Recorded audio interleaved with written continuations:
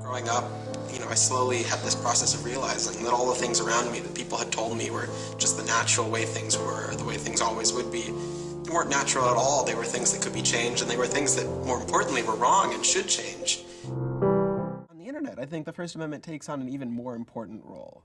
Because if you think about how computers work, they're not like people. They don't understand what it is they're saying, right? They just take a bunch of text from over here and paste it over there. They're just big copying machines. I mean, that's inside, that's what they do. They copy things from one place to another.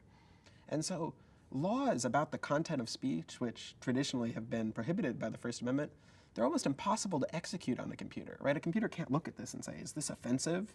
A computer can't look at something and say, does this upset the government?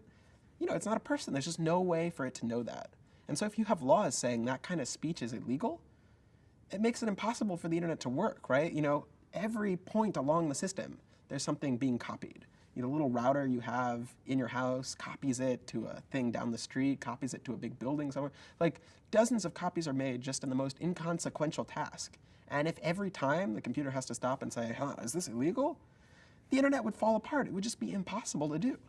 Something else. Shakespeare's stories were built on traditional legends and folktales, right? Modern stuff is built on Shakespeare. Everything builds on something else. There's no completely new creative thing, if only because if you wrote something completely new, nobody would understand it. I mean, we all have to use words that were developed by someone else. We use ideas that were developed by someone else. Everything is this process of pulling things together and recombining them. And so what's worrying about these sort of copyright police is that they want to prevent recombination. They want to have the law come in and say recombination is illegal, right? That only, you have to get a license for every single thing you use.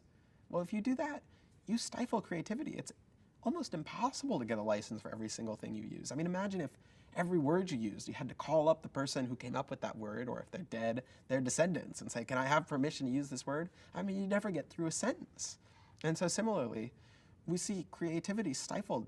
Songs pull samples from all sorts of different songs. Imagine if you had to call up each person that you borrowed a note from, or a tune from, or a sample from, and get permission. All sorts of music would become impossible. It would become illegal. And I think that's what we're seeing in the wider culture, is that this notion that we become a permission-asking society, that every time you do something, you have to ask permission. I mean, that's basically against the freedom culture we have here. That's the opposite of a free country. The idea in America is, unless it's specifically outlawed, you get to do it.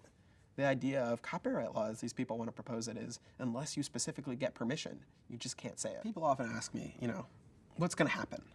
And the answer is it's up to you, right? You get to decide what will happen. This isn't something playing out on a stage somewhere where big giants fight each